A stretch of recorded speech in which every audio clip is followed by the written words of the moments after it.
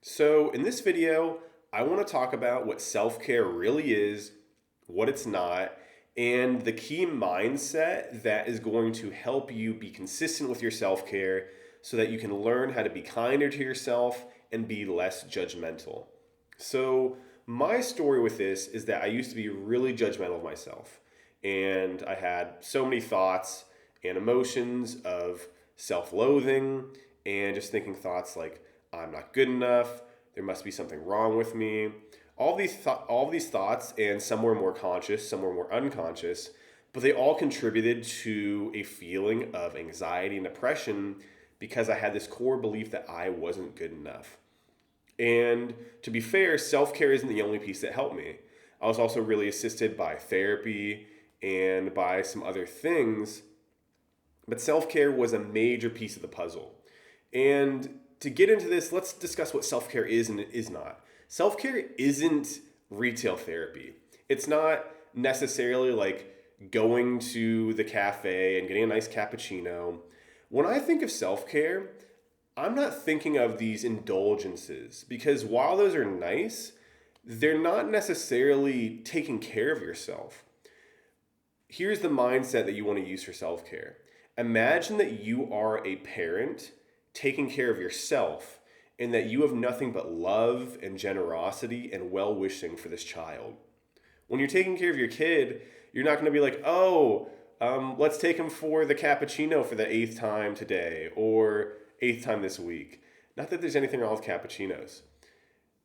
What you're going to focus on are the things that are fundamental to human physiology and psychology. So things like taking a stupid walk for your stupid mental health outside, getting that sunlight, um, getting some stretching in, maybe getting a workout, getting some movement. And that could be anything from yoga to dance to Pilates to anything that floats your boat. But coming from that parental perspective and a very open and flexible parent that just says, hey, I know movement is very good for you. What's a good way of moving for you that feels invigorating, feels like something that you enjoy doing or you could learn to enjoy doing? Self care is meditation, learning to sit with your thoughts and emotions or learning to cultivate compassion for those thoughts and emotions. Self care is drinking a glass of water when you're dehydrated, eating a healthy meal. And I'm not saying that it has to be chicken breast and rice, but just something that feels nutritious and nourishing to you. That could be comfort food. This isn't about losing weight, it's not about achieving some outcome or becoming a better version of yourself. It's about treating yourself as you would a wise and loving parent, as if you were a wise and loving parent, and just doing that because you love yourself, and that's all you need to do. It's a complete rewriting of the script. And I feel like in America, we don't really stress that. We stress, I want to achieve this outcome. Stephen Covey, begin with the end in mind, and the 7 habits of highly effective people. And we say, hey, I want to achieve that outcome. What do I need to do to get there? And that's very useful. I'm not knocking that or saying that's not valuable. But when it comes to taking care of yourself, when you always have this idea that I need to be better or that I need to improve something, it really takes the fun out of it. And also, it can lead to some pretty dark places where you just feel like you're not good enough. And specifically, if you were like I was and you already felt like you weren't good enough, then your self care or your fitness and your nutrition habits and everything else can be easily become just another way where your imperfection is showing up because you didn't do that last rep or you ate 10 grams more of chicken breast than you should have or something like that. And so I speak from experience when I say that the best way to take care of yourself and be consistent about it in the long run and also enjoy it and enjoy your experience of life is to approach it with the mindset of I'm giving this as a gift to myself for no other reason than I love myself and I want myself to flourish. When you do that, it's pretty incredible. So I've had some health issues the past few years that have really impacted my energy levels. At the same time, I've maintained my workout habit. And part of that is just because it feels good. Another part of it is that I've been really flexible with myself. I've scaled it down.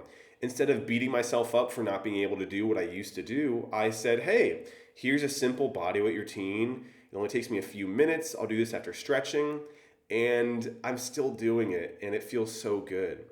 And so when you have this perspective, it really helps you to strengthen that self compassion, which ultimately is what creates a difference in regards to, am I judging myself all the time, or am I lifting myself up? Am I there for myself when things get hard? It's like when you go through a really tough breakup or job loss or something like that that feels traumatic in some way. When you have this self compassion that you build through consistent self care, it means that instead of beating yourself up in that tough moment, you're there for yourself, which is really powerful. And I'm not saying I'm perfect at this, but I've noticed a very big change in my self love over the past 10 years because of practicing this. Okay, and just get nitty gritty, and I'm sure I have other videos about this, but if you want to get started, choose one habit.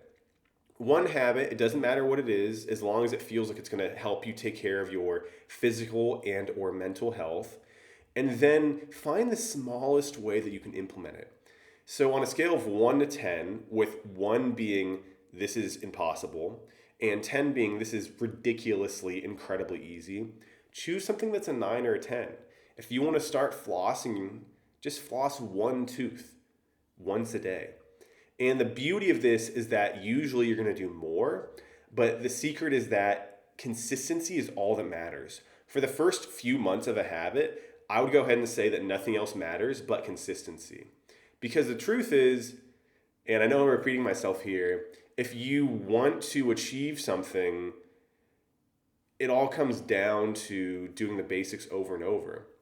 And so obviously we're not focusing on the achievement, but we'll just say an achievement of feeling better, having more health, feeling happier, loving yourself more. These aren't things that happen overnight. The benefits don't happen overnight.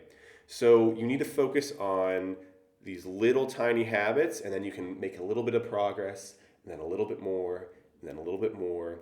And over time, you'll find yourself in a really good spot. But if you try to go too hardcore at the beginning, it's really hard to maintain that focus on day 20 when you didn't get any sleep last night and now you don't want to do anything, right? So it's just more of a flexible way of planning for your habits that includes planning for the bad days, because when we're creating a new habit, we're usually psyched and we're like, oh, I'm going to do this, and we're really feeling good. But then life happens as it does, and on those tough days, when your plan accounts for that, and you say, hey, I don't need to do the whole thing, I just need to do a tiny bit of this habit, that's when you're going to maintain your momentum. And it also really helps for people who judge themselves, because that way, when you set your expectation and you keep hitting it, that's going to build a better loop than if you set this really high expectation and some days you don't hit it. Then the self-judgment might come up, etc., etc. And this isn't just something that I invented.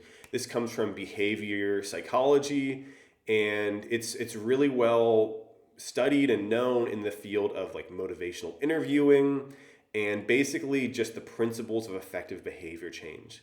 So I hope this is really helpful for you. If it was, hit like, give me a comment, let me know how I'm doing, and hit subscribe. Thank you so much.